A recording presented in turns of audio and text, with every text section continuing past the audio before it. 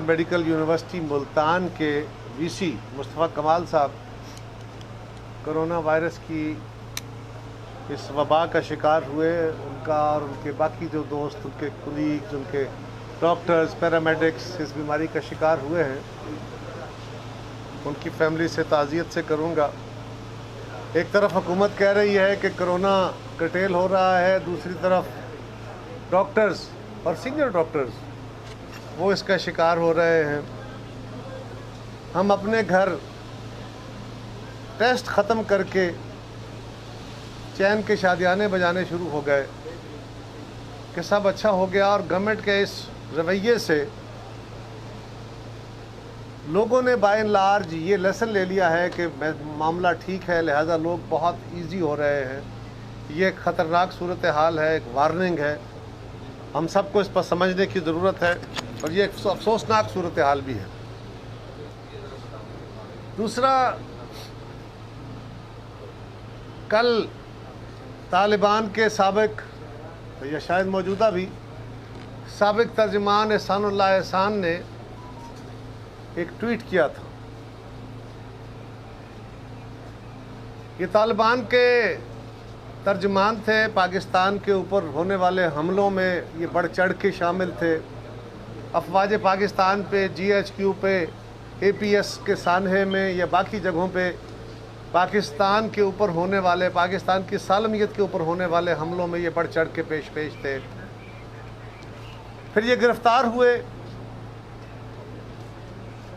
और ये पता नहीं किन हालात में फरार हो गए, पुरस्रार तरीके से फरार हो गए। कहा जाता है कि तालिबान के जो डायलॉग हो रहे थे उसकी भी शायद ये प्री कंडीशंस में था कि इनको रिहा किया जाए। उन्होंने कल एक ट्वीट किया है जिसमें बड़ी नाजेबा उन्होंने ज़बान इस्तेमाल की, और उसमें उन्होंने हमारी जमात के कायद जनाब बिलावल भुट्टो साहब को थ्रेट किया है।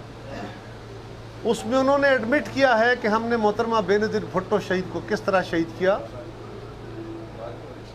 और हम आइंदा भी यही अमल करेंगे। हमें यह समझ आती है कि इस सोच को हमसे क्या तकलीफ है। एहसानुल्लाह एहसान तो खैर बेईमानी है, इस सोच को हमसे क्या तकलीफ है। पीपल्स पार्टी शहीद भुट्टो से लेके, अपनी बुनियाद से लेके आज तक अच्छे बुरे दिन आते रहे, मुश्किलें आती रहीं, आसानियां आती रहीं, गुजरती रहीं, लेकिन पीपल्स पार्टी के जद बुनियादी और कलीदी असूल हैं। उसमें एक असूल ये भी है कि हम एक टॉलरेंट, एक काबिल बर्दाश्त और सबका पाकिस्तान चाहते हैं, जिसमें तमाम मज़ाहिब, तमाम मसालिक, तमाम कौमियतों के मानने वाले या शनाख्त रखने वाले लोगों को इक्वल स्टेटस के साथ रहने का हक दिया जाए। हम उसके हमेशा तर्जुमान रहे हैं। हम एक आईनी जमहूरी पाकिस्तान, एक सबके पाकिस्तान के लिए हमेशा कोशां रहे हैं, आज भी हैं, और जब तक हम हैं ये अमल हमारा तो जारी रहेगा। लेकिन हमें हैरानगी इस बात की है, और हमारी जो दुश्मनी है वो भी जारी रहेगी, और इंशाअल्लाह फतह हमारी होगी। लेकिन हैरानगी और अफसोस और परेशानी इस अमर की है कि कल से हुकूमत की तरफ से, न वज़ीर आज़म की तरफ से, आपके पार्टी, सीनियर पार्टी के चेयरमैन को थ्रेट किया गया है, बीबी शहीद को कत्ल करने का ऐलान किया गया है। उस पर हुकूमत की तरफ से कोई बात नहीं आई। वज़ारत दाखिला के तर्जुमान की बात भी नहीं आई। वज़ीर साहब तो एक तरफ, और जो वज़ीर आज़म साहब हैं, खुद खान साहब, वो जो सोच है वो उसूल में भी प्रवेल करती है। वो उसामा बिन लादेन के ऊपर, जो पाकिस्तान का कातिल है, जो बीबी शहीद को कत्ल करने, उनकी हुकूमतों को गिराने, इस मुल्क में जमहूरियत को ख़त्म करने की कोशिश करता रहा, जो सारी दुनिया का मुल्ज़िम था, उसको तो आप शहीद कहते हैं। उसको अगर हमने कंडेम किया और आपको उस पर अफसोस हुआ है तो वो तो हम करेंगे। तो वज़ीर आज़म साहब अपनी पोजीशन वाज़े करें, उनकी हुकूमत अपनी पोजीशन वाज़े करे कि उसामा बिन लादेन का इशू हो या ये ट्वीट आया है उस पर कोई बात हो। गवर्नमेंट अपनी पोजीशन वाजे करे, वरना हम हक में जानिब होंगे कि इसके बाद हम अपना क्या नुक्ता नज़र लेते हैं। और तीसरा, एहसानुल्लाह एहसान फरार हुआ। हम हुकूमत वक्त से, इस मुल्क के तमाम इदारों से ये मुतालबा करते हैं, क्योंकि एहसानुल्लाह एहसान जिस तंजीम से वाबस्ता था वो माजी में भी हमारे दुश्मन थे, वो सोच के दुश्मन थे, वो पाकिस्तान के दुश्मन थे। वो किन हालात में फरार हुआ है, वो कहाँ से फरार हुआ है? कैसे हो सकता है कि हमारी कौमी तहवील में एक शख्स हो और वो फरार हो जाए, उसके ऊपर कोई JIT नहीं बनी? बताया जाए हमें कि एहसानुल्लाह एहसान कैसे फरार हुआ, वरना हम इससे जो माने निकलेंगे वो आवाम के सामने रखने में मजबूर होंगे। इसी तरह आज पाकिस्तान में जो हालात हैं, इमरान खान साहब ने और उनकी हुकूमत ने पाकिस्तान को जिस नहज पे पहुंचा दिया है, आज रोज़ नए बहरान हैं। कभी अद्वियात का बहरान है, कभी चीनी का बहरान है, कभी आटे का बहरान है, कभी तेल का बहरान है, कभी कर्ज़ों का बहरान है, कभी बिजली का बहरान है। वो मसाइल जो पाकिस्तान से ख़त्म हो गए थे, वो मसाइल फिर उठ रहे हैं। और उसके ऊपर वज़ीर आज़म साहब हमेशा यही कहते हैं कि ये माफियाज रोल अदा कर रहे हैं। माफियाज नहीं हुजूर वाला, आपके अपने लोग, आपके दाएं बाएं खड़े, आगे पीछे आपकी जमात के अंदर मौजूद लोग, वो हैं माफियाज के सरबराह। चीनी के ऊपर बड़ा शोर होता था, मियां नवाज शरीफ फैमिली और आसिफ जरदारी साहब को बड़ा इल्ज़ाम दिए जाते थे कि चीनी उनका कारोबार है। आपके कमीशन ने बताया है कि आसिफ जरदारी साहब पे जिस ग्रुप के साथ शेयर होल्डर होने का इल्ज़ाम है, उनका तो टोटल 1.5% प्रोडक्शन में हिस्सा है। मियां नवाज शरीफ फैमिली का 4.5% हिस्सा है। ये दोनों ख़ानदान क्लब भी कर दें तो 6% हिस्सा है। खान साहब, आपके तो एक साथी का हिस्सा प्रोडक्शन का 20% है, दूसरे का 16% है, किसी का 10% है, किसी का 6% है। कोई 80% हिस्से तो शुगर के आपके अपने घर में हैं या आपके अपनी पार्टी में हैं। इसीलिए नोटिस लेने के बावजूद, अदालतों के नोटिस लेने के बावजूद भी आज भी चीनी सस्ती नहीं हुई। अद्वियात के स्कैंडल में आपके अपने लोग शामिल हैं, आपने हटाए थे। आज नैब उसको इतने महीनों बाद, इतने सालों, 1.5 साल बाद नैब को याद आ रहा है। ये आपका अपना सारा कुछ कमाल था। अद्वियात सस्ती नहीं हुई, साहब मौजूद हैं, किसी के खिलाफ कोई कार्रवाई नहीं हुई। आटे का बहरान था और आज एक फिर बहरान पैदा हो रहा है। अनफॉर्चुनेटली ये फिर गंदम का बहरान फिर सर उठा रहा है। अभी गंदम की फसल उठाई गई है और वजीर आजम साहब सिर्फ सिंध हुकूमत को मुर्दे इल्ज़ाम ठहरा देने से काम नहीं चलेगा। आपको अपनी पोजीशन वाज़े करनी होगी। गंदम स्मगल हो रही है, KPK से स्मगल हो रही है, आपको स्मगलिंग को रोकना होगा। वफाकी इदारे आपके पास, वहाँ की हुकूमत आपके पास, बलोचिस्तान में आपके इत्तेहादी। लेकिन गंदम अगर स्मगल हो जाए और मुल्क में किल्लत हो जाए तो वज़ीर आज़म साहब ये बातें सिर्फ इल्ज़ाम तराशी से नहीं चलेंगी, आपको इनका जवाब देना होगा। इसी तरह तेल का बहरान क्या हुआ? मुल्क में तेल मौजूद है, तेल की कीमत सस्ती हुई, तेल नहीं मिल रहा, कीमत बढ़ गई, तेल मिल गया, उसी दिन तेल आ गया। क्यों आ गया? क्या किसी जिम्मेदार के खिलाफ एक्शन हुआ? इसलिए कि वो प्यारे हैं, वो लाडले हैं। उन लाडलों के खिलाफ वज़ीर आज़म साहब एक्शन नहीं लेंगे, उसमें भी पीपल्स पार्टी कसूरवार होगी। ये भी कसूर यही कहेंगे पिछले छोड़ गए थे, क्योंकि हर काम उनके पिछले ही छोड़ जाते हैं ना, वो अपना कसूर नहीं मानते। हर मामले में वो कहते हैं जी वो कल ऐसे हुआ था। और अगर चेयरमैन साहब कुछ बातें करते हैं, कुछ इश्यूज़ को हाईलाइट करते हैं, कुछ चीज़ें सामने लाते हैं, तो बजाय इसके कि उन चीज़ों का जवाब दिया जाए, उनके कुछ चीखे हैं, उन चीखों की जिम्मेदारी कुछ की असम्बली के अंदर है। वो असम्बली के वो अंदर उठ के उनके ऊपर हर्जा सराई करते हैं, बदतमीज़ी करते हैं और उनको शाबाशियाँ मिलती हैं। कुछ लोग वो हैं जिनकी जिम्मेदारी असम्बलियों से बाहर लगी हुई। ये बात कौम के सामने है कि हक कौन कह रहा है। और फाशिज्म का, मैं रोज़ कहता हूँ, फाशिज्म का ये असूल है, उसे ज़िंदा रहने के लिए प्रोपेगेंडा चाहिए।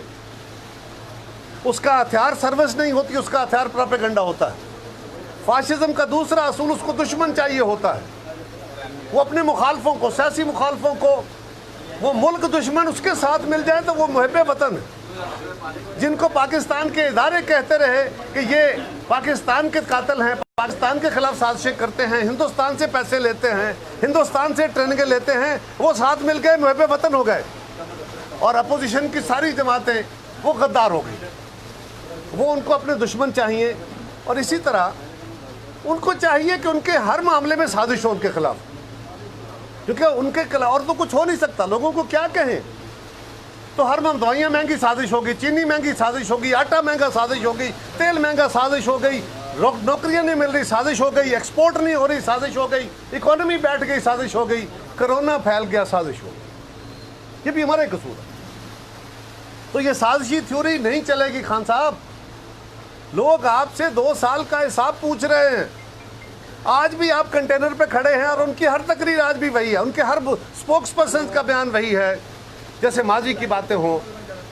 और बिलावल साहब की तस्हीक करने के लिए बार बार उनको चंद ही अल्फाज मिलते हैं कि वो जी बच्चे हैं, वो जी नौजवान हैं। बिलावल साहब इस वक्त 32 साल के हैं। इन हमारे मेहरबानों को ये नहीं पता कि जिन लोगों ने तारीख में कोई रोल प्ले करना होता है वो 70-80 साल तक नहीं लंबा अरसा इंतजार करते।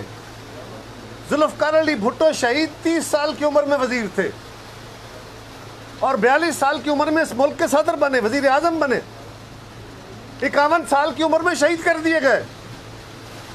बीबी शहीद उनकी शहादत के बाद 26 साल की उम्र में पीपल्स पार्टी की चेयरमैन बनी। अरे हमारे यहाँ छोटी उम्र नहीं, तजर्बा, अकल चाहिए, फहम चाहिए। ये उस बात। और दुनिया के बड़े बड़े लोग, दुनिया में बड़े बड़े हुक्मरान वो जवान उम्री में, और बिलावल साहब ने अपने उसी विरसे को कायम रखा है। और उन्होंने बहुत अच्छे तरीके से, बड़े तदब्बर से, बड़े तहम्मुल से, सारा मीडिया, सारे पाकिस्तान के इंटेलिजेंस देख रहा है और समझ रहा है कि वो पाकिस्तान को हर नाजुक घड़ी में किस तरह लीड कर रहे हैं। ये लीडरशिप का इशू है। इसका जवाब अपनी परफॉर्मेंस से दें। इसका जवाब गालियां नहीं है। लेकिन ठीक है, हमें आपसे क्या तवक्को हो सकती है? आपका हथियारी गालियां हैं, आपका हथियारी प्रोपेगेंडा करें। लेकिन अब ये हुकूमत मजीद चले तो पाकिस्तान नहीं चल सकता। कहते हैं मुआशी बहरान है, कहते हैं कोरोना का बहरान है, कहते हैं नौकरियों का बहरान है, कहते हैं तेल का बहरान है। अरे बड़े बहरान है, बहुत बहरान है। लेकिन सवाल ये है कि इन बहरानों का असल मूजब कौन है? तो असल मूजब खुद हुकूमत वक्त है, जनाब इमरान खान हैं। इसलिए कि फैसले उन्होंने करने, उन्होंने फैसले नहीं किए, उन्होंने टीम ठीक सेलेक्ट नहीं की, उनका रास्ता दुरुस्त नहीं है। इसलिए वो अपने इलेक्शंस में किए गए वादे या हुकूमत में आने के बाद जितने वादे किए उन सब से फिर गए। इसलिए उन्हें यू टर्न का सहारा लेना पड़ा। इसलिए उनको कहते हैं कि उन पर इल्ज़ाम लगे तो बड़ा शोर हो जाता है। भाई मालम जब्बा करप्शन, पीपल्स पार्टी पे इल्जाम लगेगा। वो जो बीआरटी का इशू है वो किस पे इल्जाम लगेगा? चीनी का बहरान हमारे दौर में हुआ है, आटे का बहरान हमारे दौर में हुआ है, तेल का बहरान हमारे दौर में। ये सारे दिहाड़ियां आपके दौर में लगे, दवाइयों की दिहाड़ियां आपके दौर में लगे। और फिर पाकिस्तान को अपने रिकॉर्ड कर्जे में डुबोया और महंगा तरीन कर्जा इमरान खान साहब आपके दौर में लिया गया। पाकिस्तान का रिकॉर्ड है ये कोई $3 अरब का हॉट मनी जो छोटी मुद्दत के लिए आता है वो लेके आए। आज मैं कौम के सामने ये सवाल रख रहा हूँ, हुकूमत वक्त से पूछ रहा हूँ, कौम को बताया जाए वो कौन इदारे थे, वो कौन से ग्रुप थे जिनका ये $3 अरब या 3 अरब के करीब आगे पीछे इतने डॉलर आए। ये 13-13 अरब के रिकॉर्ड सूद लेते रहे। और जब पाकिस्तान में ज़रा सूद की शरह कम हुई तो ये पैसा वापस चला गया। ये दिहाड़ी किसने लगाई है? वो कौन ग्रुप हैं? वो किसके पैसे हैं? वो खान साहब आपके अपने ही दाएं बाएं, जिस तरह चीनी वाले निकले, आटे वाले निकले, अद्वियात वाले निकले, तेल, वो ये भी वहीं से निकलेंगे। आप तो बनाते थे ना कमीशन हमारे दौर का या मुस्लिम लीग के दौर का कि जी वो हमने कमीशन बनाया है जो देखेगा कि कर्जा कितना लिया गया, इस पे बनाएं कमीशन। हम मुतालबा करते हैं इस पे कमीशन बनना चाहिए। ये फैसला होना चाहिए कि पाकिस्तान की तारीख का महंगा तरीन कर्जा किसने लिया। और किस शराइत पे लिया और किससे लिया, उसका दिहाड़ी लगाने वाला कौन है। हम इन सारी बनी इन वजूहात की, बहुत सारी और बातें, इन वजूहात की बुनियाद पे पाकिस्तान पीपल्स पार्टी ये समझती है कि अब इस हुकूमत का मज़ीद चलना पाकिस्तान के लिए नुकसानदेह है। इसीलिए हमने पहले भी APCs की, हमने सूबाई लेवल पे भी की, मरकज़ी लेवल पे भी की, और वो APCs हुकूमत को रहनुमाई देने के लिए, अपनी राय देने के लिए, हुकूमत को फोर्स करने के लिए थी। आज हम APC तलब करना चाहते हैं कि इन मसाइल के हल के लिए हुकूमत से जान छुड़ाई जाए, और उसके लिए हमें तवक्को है कि शहबाज शरीफ साहब की सेहत अब बेहतर हो गई है। अब जो ही वो मज़ीद बेहतर होते हैं तो वो लीडर ऑफ द अपोजिशन के तौर पे वो डेट देंगे। हमारी कमेटी शरीर रहमान साहबा हैं, नज़ीर बुखारी साहब हैं, नवीद कमर साहब हैं, फरतुल्लाह बाबर साहब हैं, हमारी कमेटी हमने उनको भेज दी है। ये कमेटी एजेंडा ड्राफ्ट करेगी बाकी जमातों से मिल के, और जल्द अज जल्द हम ये जो APC है इसको कन्वीन करना चाहते हैं। बिलावल साहब इसीलिए लाहौर में भी आके बैठे थे, लेकिन फिर शहबाज साहब की सेहत जो है वो माने आ गई। कल कुछ दोस्तों ने, मुस्लिम लीग के कुछ दोस्तों ने मीडिया में ये बात कही कि बिलावल साहब ने एक बात की थी कि हम स्पीकर के जानिबदाराना रवैये के ख़िलाफ़ उनके ख़िलाफ़ अदम एतमाद की तहरीक ला सकते हैं। उस पर कुछ हमारे मुस्लिम लीग के दोस्तों ने ये कमेंट किया है कि शायद हमने कोई उनसे कोई समझौता कर लिया है, कोई बात कर ली है। तो मैं अपने उन दोस्तों से कहूँगा कि ये मुनासिब तरीका नहीं है, इस तरह गुफ्तगू नहीं होनी चाहिए। बिलावल साहब ने जो कहा था वो रिकॉर्ड पे है, पहले उसको सुन ले फिर उस पर तबसरा करें।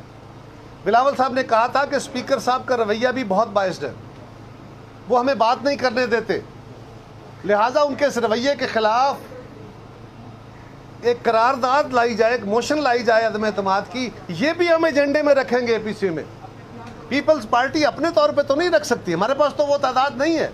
हमारे तो 50, 52, 53 मेंबर हैं, 90 से ज़्यादा मेंबर तो मुस्लिम लीग के हैं, उनके बगैर तो हम नहीं रख सकते। लेकिन उन्होंने कहा भी यही था कि हम इसको APC में रखेंगे, हम अपने तौर पे फैसले नहीं ले रहे। अगर हमने अपने तौर पे, हमारे पास तादाद होती तो फिर आप हमसे गिला करते कि हम ये कर सकते थे और नहीं किया। और आज भी peoples party seriously APC convene करना चाहती है। हम अपनी कौमी जिम्मेदारी अदा कर रहे हैं, हम बार बार सारी कौमी क़यादत के पास जा रहे हैं, उनसे राब्ते कर रहे हैं जो हमारे ज़िम्मे है। अब कुछ आपके दोस्तों का ख्याल होता है कि जी ये क्यों लेट हो रहा है, अपोजिशन इकट्ठी नहीं हो रही। तो अपोजिशन मुख्तलिफ जमातें हैं और अपोजिशन को हमेशा इकट्ठे होते हुए टाइम लगता है। जब भी इस मुल्क के अंदर कोई सही मूवमेंट चली है हुकूमतों के ख़िलाफ़ तो वो 1.5-2 साल के बाद इतना टाइम लग जाता है उसको। इंशाअल्लाह ताला हमें तवक्को है अपने सब दोस्तों से कि वो इस मामले में तहम्मुल से मुज़ाहरा करेंगे और जल्द APC कन्वीन होगी।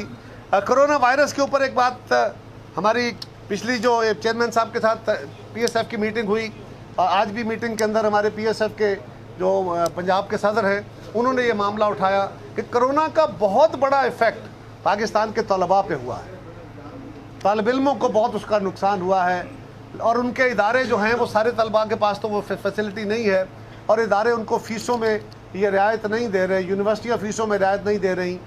तो हम मुतालबा करते हैं कि हुकूमत ने वो जो 1240 अरब का फ़ंड अनाउंस किया था, उस फ़ंड में ही सही पाकिस्तान के इन तलबा को सब्सिडाइज जो फ़ीसें हैं वो हुकूमत क्यों नहीं अदा करती, किस लिए आपने वो फ़ंड अनाउंस किया था। ये सबसे बड़े मुस्तहिक और सबसे बड़ा जो इफ़ेक्टेड सेक्टर है उसका उनको ख्याल करने की ज़रूरत है। इसी तरह टिड्डी दल के ऊपर हुकूमत नाकाम हुई है मुकम्मल तौर पे, फॉरेन फंडिंग केस में नाकाम हुई है फौरी तौर पे। 10 बिलियन ट्री, 1 बिलियन लगा नहीं, 10 अरब दरख्त लगाने चले थे। हमने उसी वक्त कहा कि ये नहीं लगा सकते, और उसके अंदर अब कहा जा रहा है उसको टिड्डी दल खा गया। तो इस तरह तो नहीं हो सकता। ये खान साहब आपको इन करप्शन का हिसाब तो देना पड़ेगा आपके साथियों को।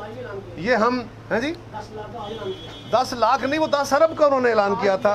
वो कभी कुछ करते हैं कभी कुछ करते हैं। सो 10 अरब को छोड़ कर 10 लाख पे आ गए क्या? चले चले, बहुत बड़ी तरक्की है। ये भी एक नया यू टर्न है। 10 अरब। अच्छा, अगर ऐसा मैंने नहीं सुना, ये आप बेहतर जानते हैं।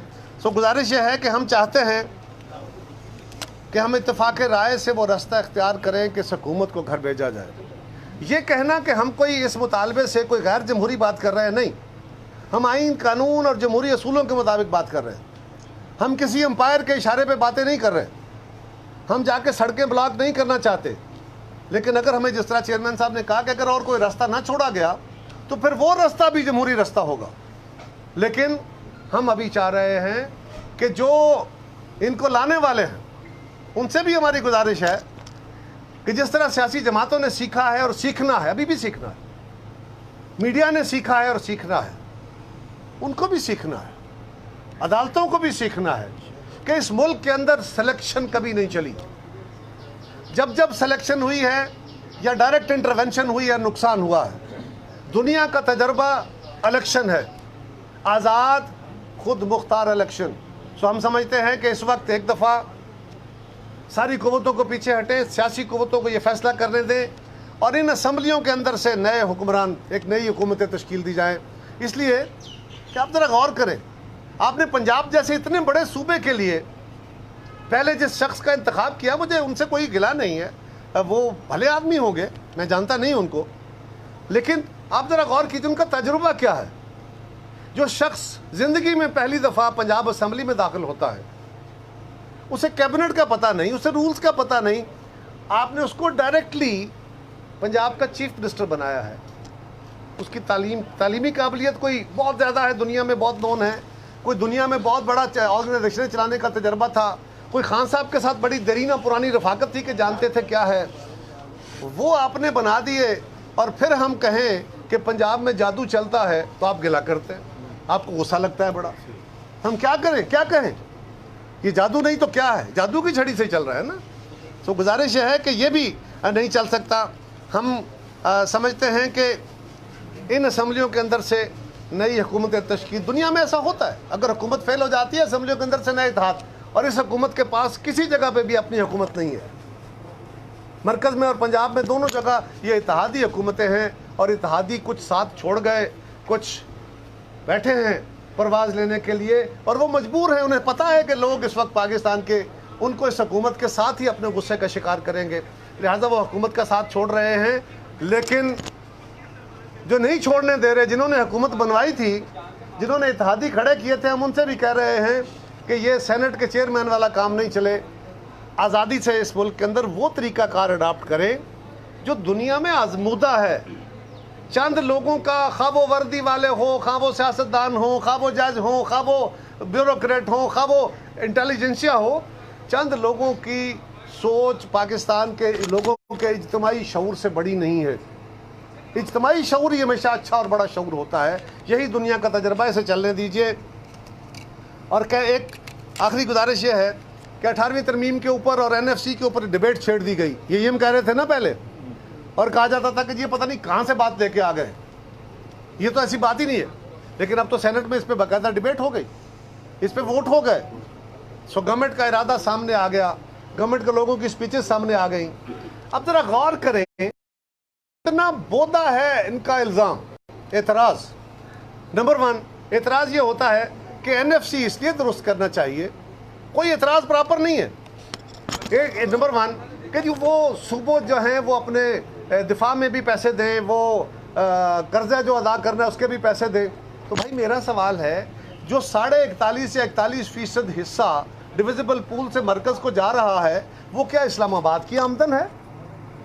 वो सूबों से ही आता है, महासिल सूबों से आते हैं और वो डिवाइड होते हैं। ऑलरेडी वो डिवीजन का फार्मूला मौजूद है। असल प्रॉब्लम यह है कि हमारे दौर में जब ये हुआ, हम जब हुकूमत में आए थे तो 1100 अरब रुपया रिसीव होता था कर्जा, जो हम लेते थे टैक्स डिविजिबल पूल का। हम जब छोड़ के गए 2013 में तो 2120 अरब था रेवेन्यू रिसीट्स, हमने डबल किया था उसको। मुस्लिम लीग जब अपनी हुकूमत छोड़ के गई तो वो 3850 अरब था, उन्होंने भी तकरीबन डबल किया था। आज मसला ये है कि ये हुकूमत 2018 वाले रिसीट्स भी नहीं कर रही। इन्होंने तो 6000, बल्कि ये तो 8000 के दावे करते थे। ये तो कहते थे ना लाइनों में लगकर लोग टैक्स देंगे हमें। आज भी ये 6000 अरब को इकट्ठा कर लें। ये कोरोना से पहले भी नहीं कर सके, ये 5500 नहीं कर सके, ये 5000 नहीं कर सके, ये 4000 नहीं कर सके। तो अगर उतना टैक्स भी इकट्ठा हो जाता तो यही NFC का फार्मूला, जो बेहतरीन फार्मूला है, ये चल सकता था। और फिर एक इल्ज़ाम है कि ये PFC नहीं हो रहा, यानी मरकज़ से सूबों को वसाइल चले गए और इख्तियारात चले गए और सूबों ने इख्तियार डिवॉल्व नहीं किए। अच्छा, पहली बात तो ये कि ये गलत बात है। क्योंकि सिंध वाहिद सूबा है जहां आज भी आप एतराज़ कर सकते हैं, आपका हक है कि जी वो बहुत फ़ाल इदारे नहीं हैं, उनको और पावरफुल होना चाहिए, ओके, आपका हक है। लेकिन आज भी लोकल बॉडीज़ के इदारे वहाँ मौजूद हैं और काम कर रहे हैं। पंजाब के अंदर ये हुकूमत आई, इन्होंने आते ही लोकल बॉडीज़ के इदारे तोड़ दिए। खैबर पख्तूनख्वा में इनकी हुकूमत है, वहाँ उसकी मुद्दत पूरी हुई, इलेक्शन नहीं करा रहे। अब सवाल है भाई, अगर हमारे दौर में PFC नहीं और होना चाहिए, मैं मुतालबा कर रहा हूँ, सिंध में भी होना चाहिए, वहाँ से भी मुतालबा हम करते हैं कि PFC होना चाहिए। लेकिन चले फ़र्ज करें हम तो बुरे थे ना, हमारे दौर में नहीं हुआ, मुस्लिम लीग के दौर में नहीं हुआ, वो भाई 7 साल से आप KPVA में बैठे हुए हैं, वहाँ कर लिया होता फिर आपकी बात में वजन होता। इन 2 सालों में आपने पंजाब में कर लिया होता, KP में कर लिया होता, बलोचिस्तान में कर लिया होता कि जी ले लो हमने PFC कर दिया, लो हमने इख्तियार डिवॉल्व कर दिए, सिंध नहीं कर रहा, तो आपकी बात में कुछ वजन होता, अपनी बात में कुछ लॉजिक तो पैदा करो। इसका मतलब यह है कि जो NFC हुआ वो दुरुस्त है, 18वीं तरमीम दुरुस्त है, उस पर अमल दरामद स्ट्रिक्टो सेंसो नहीं हो रहा, यही कह रहे हैं ना। तो चलो नहीं हुआ, आप कर लो, आप ये नहीं कर रहे, उसका अमल नहीं कर रहे, आप उसको वापस लेके जाना चाहते हैं, ये कौन सी लॉजिक है? और ये नहीं हो सकता। इसलिए हम कह रहे हैं कि आप गलत काम कर रहे हैं और आप कौम के ज़ख्मों पर नमक छिड़क रहे हैं। JITs का मामला बड़ा आजकल बड़ा गर्म है, बड़े मसाले चल रहे हैं उसमें, और मीडिया में भी मसाला बिकता है। लेकिन बात यह है कि ये बातें, ये JITs की रिपोर्टें तो कोई 2-3 साल पहले भी चली, जब ये JITs बनी थी। इस पे प्रोग्राम भी बहुत सारे हुए, इस पे डिटेल डिबेट्स हुई, फुटेज भी वही है। आज फिर क्यों छेड़ा गया इसको? इसलिए, और छेड़े, हमें कोई एतराज़ नहीं, जो कोई कसूरवार है उसको सज़ा मिलनी चाहिए, वो मैं भी हूँ, मुझे भी मिलनी चाहिए। लेकिन सवाल ये है कि आज ख़ास मौके पे जब हुकूमत, खुद वज़ीर आज़म साहब परेशान थे, -1 -3 की बातें हो रही थी, जब हुकूमत के चल चलाओ की बातें हो रही थी, तो उस वक्त इस मामले को क्यों छेड़ा गया? ये ख़ास एक मौका है ना। और इसमें गुजारिश ये है कि एक JIT उज़ैर बलोच वाली है, उसकी 2 रिपोर्टें आई पड़ी हैं, अदालत में केस चल रहा है, अदालत उसका नोटिस ले ले, अदालत रिपोर्टें मंगवा ले, नहीं तो अली जैदी साहब लेके चले जाए, अदालत को दें, अदालत उसको देख के उसके मुताबिक केस में फैसला करे, जो गुनाहगार है उसको सजा दे। लेकिन एक गुजारिश ये भी है कि एक JIT और भी है साथ, वो बल्दिया टाउन की। हम उसकी बात करें तो कहते हैं जी वो तो सूबाई इशू है, सूबाई हुकूमत आपकी है, आप करें। बल्दिया टाउन वाला सूबाई मामला है, उज़ैर बलोच वाला वफाकी मामला है। बहुत अच्छे भाई। तो गुजारिश ये है, जिस JIT का मैं जिक्र कर रहा हूँ, बल्दिया टाउन के JIT, उसमें जिन लोगों को नाम है, उनको तो इस मुल्क के कौमी इदारों ने जनापुर के नक्शे उनसे पकड़ने का इल्ज़ाम लगाया, हिंदुस्तान से पैसे लेने का इल्ज़ाम लगाया, हिंदुस्तान से ट्रेनिंगें लेने का इल्ज़ाम लगाया, पाकिस्तान के दुश्मन साबित किया। इल्ताफ़ हुसैन साहब के ऊपर क्या क्या नहीं हुकूमतों ने कहा, इमरान खान साहब ने क्या क्या नहीं कहा।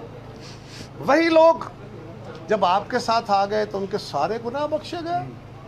जिस तरह मैंने पहले कहा ना कि पाकिस्तान का दुश्मन अगर हुकूमत के साथ चला जाए तो सब अच्छा है, हमारे साथ कोई खड़ा होकर हक की बात भी कहे तो वो बहुत बुरा है, वो पाकिस्तान और अवाम का दुश्मन है।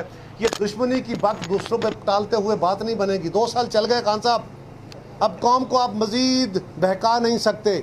और याद रखिए, सारी चीज़ों से, सब इल्ज़ामों से बड़ा खाम, सबसे खामियों से बड़ी खामी झूठ है, झूठ है। और खान साहब, आपने कौम से झूठ बोल के वोट लिए, आपने अपना कोई वादा, किसी एक वादे की तरफ सिम्मत आपकी नहीं है। आप इलेक्शन में झूठ बोलते रहे, आप इलेक्शन के बाद हुकूमत में आके झूठ बोलते रहे। आपके पास किसी मामले में, मैं रोज़ पूछता हूँ कि कोई एक इदारा, कोई एक काम तो बता दें कि ये हमने किया और ये हमारा मुस्बत काम है, ये किसी मुस्बत तरफ हमने पेशरफ्त की है। आप मुकम्मल तौर पे फेलियर की अलामत हैं। इसलिए हम आपको भी, आपके साथियों को भी कह रहे हैं, अब आपका चल चलाओ है। लेकिन हम चाहते हैं कि वो सारा कुछ जमहूरी, आइनी और कानूनी तरीक़ाकार के मुताबिक हो। और चेयरमैन साहब की बात आखिर में फिर कहूँगा कि पीपल्स पार्टी इस तरह की धमकियों से डरने वाली नहीं है। हमें बहुत सारी कुर्बानियाँ, बहुत सारा खून हम दे चुके इस मुल्क के लिए, हमारा सबका खून भी बह गया, तो हम अपने उस असूल, उस नज़रिए से नहीं हटेंगे, ना हमारे चेयरमैन हटेंगे। लेकिन हम हुकूमत वक्त से ज़रूर सवाल करते हैं कि आप अपनी पोजीशन वाज़ेह कीजिए, और जिनके कब्ज़े से एहसानुल्लाह एहसान फरार हुआ है उनसे भी हमें सवाल है कि वो बताएं ज़रूर कौम को, ये भी लेके आएँ सामने कि वो कैसे और किन हालात में फ़रार हुआ, क्या वो किसी डील का नतीजा था। शुक्रिया जनाब। कि आपकी शबाशी के साथ कोई वादित मांगी है कि उनका तो फिलहाल से एक आर्टिकल भी है रावला ने निकाह जो वजीफा पे रखना भी आया है, शबाशी साहब आपको डाल दे रहे हैं। नहीं, मैंने तो पहले अर्ज़ की कि शहबाज शरीफ साहब बीमार थे, अब वो सेहतमंद हुए हैं, अभी भी आपको पता है वो कैंसर के मरीज़ है, तो अब उनसे तवक्को ये की जा रही है। लोग अब जिस तरह के सवाल जिस तरह उठा रहे हैं, मीडिया उठा रहा है, तो ये मेरा ख्याल है हमें अपने एक्शन से अब इन सवालों के जवाब भी देने चाहिए। लेकिन मैं देखें, नेगेटिव रिपोर्ट आने के बावजूद वो कैंसर के एक्सपोज पेशेंट है, सो हमें कुछ चीज़ों का ख्याल रखने की ज़रूरत है।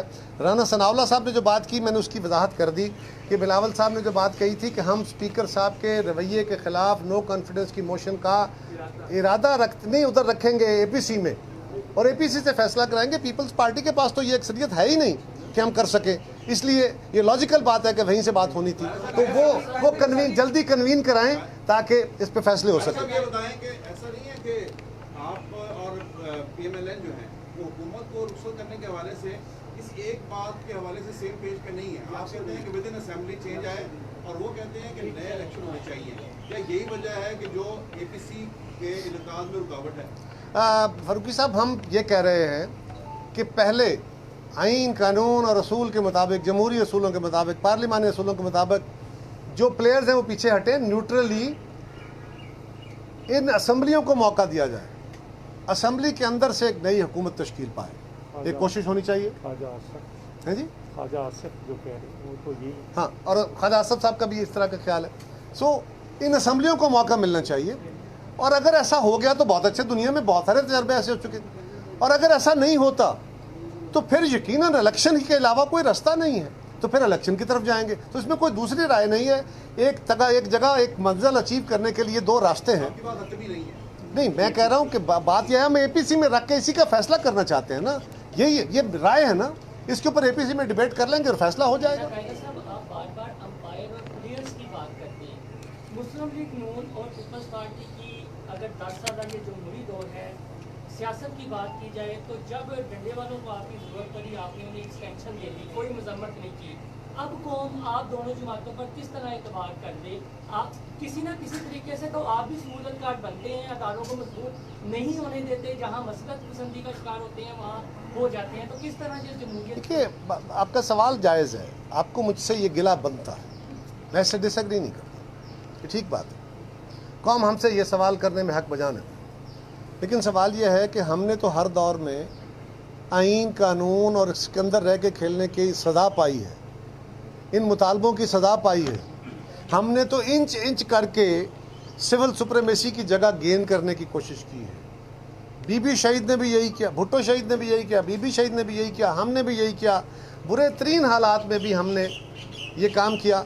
लेकिन अब क्या करें, कुछ हुकूमतें ऐसी आती हैं जो लम्हों ने ख़ता की थी, सदियों ने सजा पाई, वो सारी स्पेस जो हम गिन चिंच करके गेन करते हैं वो एकदम छोड़ जाते हैं, हम फिर शुरू कर देते हैं। तो यही हमारा कसूर है। हाँ, इदारे हमारे हैं, इन इदारों की अहमियत बहुत है, उनकी अपनी अहमियत से कोई इनकार नहीं है, उनके वजूद से, उनके एहतराम से कोई इनकार नहीं है। लेकिन बात यह है कि उनका अपना माजी का तजर्बा है जो आपकी और हमारी नज़र में फ़ेल हुआ है। अब उससे हटके हमें अवामी तजर्बे पे आना चाहिए। और जिन लोगों का ख्याल है कि सियासी जमातों ने कुछ नहीं किया, हमारी जो हुकूमतें आती रहीं वो कैसी रहीं, इसके बावजूद हम सबको साथ लेके और किसी हद तक आइन और कानून के ऊपर अमल करने की बातें करते रहे। कुछ चीज़ें वो मसलियात हैं, जब आप वहाँ बैठे होते हैं ना, आप कौमी दायरे को देखते हैं, और कौमी, वैसे तो वसीत और कौमी मफाद बड़ी अजीब सी टर्म है, लेकिन कभी कभी आप उस मफाद को देखते हुए कुछ फ़ैसले वो करते हैं जो आप पे बोझ होते हैं और मुस्तकबिल का आपके लिए बर्डन होता है।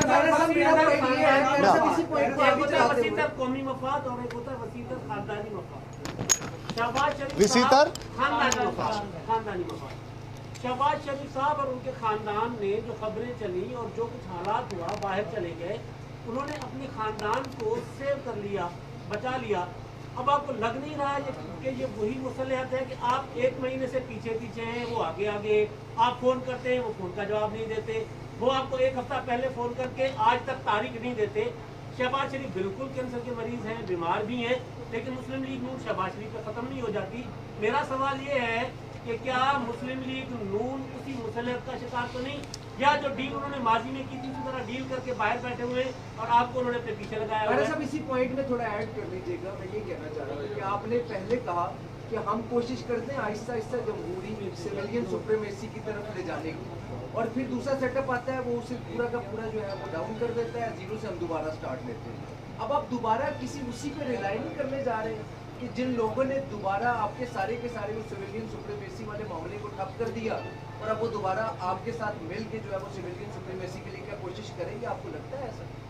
देखिए, वैसे तो वो प्रवीण शाकर ने कहा था ना कि बात तो सच है, लेकिन सवाल यह है कि मेरे पास ऑप्शन क्या है और मुझे क्या करना चाहिए। नहीं, मैं सियासत ही करूंगा ना, सहाफत तो नहीं करूंगा। तो गुजारिश यह है कि मेरे पास मुराद है, मेरी जमात के पास क्या ऑप्शन है? मेरे पास ऑप्शन यह है कि मैं अपने दोस्तों के पास जाऊं। सियासी कुव्वत वो एक हकीकत है, वो एक बड़ी जमात है, वो लीडर ऑफ द अपोजिशन है। आपको मुझसे भी गिला है, उनसे भी गिला है, ये बात दुरुस्त है। कौम को हमसे तवक्कुआत है। मैं किसी एक पॉइंट है कि खान साहब जब पिछली बार थे तो वो बड़ी थोड़ी तादाद में थे मेरे पार्लियामेंट में, लेकिन उन्होंने गवर्नमेंट को मैं बताता हूँ जो अभी नहीं नजर मैं बताता हूँ। लेकिन पहली बात तो यह है कि हम दोनों मुख्तलिफुल ख्याल जमाते हैं, लेकिन हम इकट्ठे भी रहे हैं, साथ भी चले हैं। आज कौम हमसे तवक्को कर रही है कि हम जल्द किसी लाए अमल का ऐलान करें, इकट्ठे हों, फैसला करें। हम भी कहते हैं कि हुकूमत मुल्क के लिए नासूर है, वो भी कहते हैं मुल्क के लिए नासूर है, तो फिर इसके ऊपर क्यों फैसला नहीं हो रहा? इसके ऊपर मेरी जमात की क़यादत के लिए भी लंबा फिक्रिया है और मुस्लिम लीग की क़यादत के लिए भी लंबा फिक्रिया है, सारी कौमी क़यादत के लिए, और चैलेंज भी है। हमें जल्द अज जल्द इसका हल निकालना होगा। मैं 1 मिनट, मुझे बात कर लेने दें, मुझे बात। सो गुजारिश ये है कि हमें जल्द अज जल्द ये कौमी परसेप्शन जो कौम के अंदर बन रहा है, इसको हमें एड्रेस करना होगा। इसलिए कि ये अगर एड्रेस नहीं होता तो लोग अथाह मायूसी में होंगे, और मायूसियाँ किसी फ़र्द को भी साइकोलॉजिकल डिप्रेशन में ले जाती हैं, कौमों को भी ले जाती हैं। अल्लाह ना करे वो वक्त हो। लेकिन ये बताइए कि एक सियासी जमात और एक सरबराह के तौर पे बिलावल साहब और पीपल्स पार्टी, चलो कमज़ोर सही, अपनी ड्यूटी तो अदा कर रहे हैं ना, हमें तवक्को बाकी दोस्तों से भी करनी चाहिए कि जल्द ये काम वो भी करेंगे। सवाल ये है कि जी, मेरा जो सवाल था वो रह गया, वो और आज के जो टाल मटोल, ये वसीदर खानदानी मफाद है, कौमी मफाद है। देखिए, मैंने इसका जवाब दिया कि ये एक तासुर उभर रहा है। कोई कह रहा है कि अपने केसेस से जान छुड़ाना चाहते हैं, कोई कहता है अपने आप को बचाना चाहते हैं, कोई हम पे इल्ज़ाम लगाता है, कोई उन पे इल्ज़ाम लगाता है, कोई मौलाना। तो ये ओवरऑल एक कन्फ्यूजन का स्टेट है। तो हमें अपने एक्ट से सारी कौमी क़यादत को, अपोजिशन की जमातों की क़यादत को अपने अमल से इसका जवाब देना है, कौम को मुतमईन करना है, ताकि कौम हमारी आवाज़ पे खड़ी हो। यही एक रास्ता है, और हम अपने तौर पे अपनी ये ड्यूटी अदा करने की कोशिश कर रहे हैं। अगर इसमें कोई सुकम है उसको आइडेंटिफाई कीजिए, हम उसको और बेहतर करेंगे। जी, फर्ज करें कि आप मौलाना फजल मोहम्मद साहब तैयार है, तमाम बशीर जुमैद तैयार है, सिर्फ नून लीग के अलावा कोई टाइम फ्रेम है कि किस तक जो है, अगर आप नेगोशिएट कर रहे हैं, लग रहे हो जैसे आप कह रहे हैं, नहीं तो फिर आपके लाइन ऑफ एक्शन क्या हो? ये एक्शन अभी तो शेयर नहीं कर सकता ना, ये तो फिर एपीसी में जाएंगे, पहले वहाँ बैठ के कुछ बातें होती हैं जो बिहाइंड द सीन होती है, कुछ ऑन द सीन होती है। नहीं, हर ऑन द सीन हर चीज़ जो होती है वो वक्त पे होती है। जी, एपीसी नहीं होती, मैं आता हूँ। अगर नहीं होती उसकी जिम्मेदारी आप पर होगी, नून लीग पर होगी, किस जमात पर होगी? तारीख इस बात का फैसला करेगी, पाकिस्तान के अवाम इस बात का फैसला करेंगे पहले कि ये यकीनन होगी और क्यों नहीं होगी, और दूसरी बात यह है कि फिर लोग जज करेंगे कौन कसूरवार था। जी, आप पहले भी नवाज शरीफ और उनका खानदान था वो मुआहदा करके जनाब मुशर्रफ के दौर में था, वो चला गया था, अब फिर वो सारा खानदान था वो बाहर है, अब भी आपको समझ नहीं आई? भट्टी साहब, वो तारीख से लोग सबक सीखते हैं। मियाँ नवाज शरीफ इस वक्त चले गए थे, लेकिन अगले डिक्टेटर के साथ आगे खड़े भी हुए थे डट के, उसके सामने भी हमारे खिलाफ भी गए अदालत में, फिर उसको अपनी गलती उन्होंने तस्लीम किया। तो ये गलतियां अगर हुई हैं तो तस्लीम भी की गई हैं, और हमें बहरहाल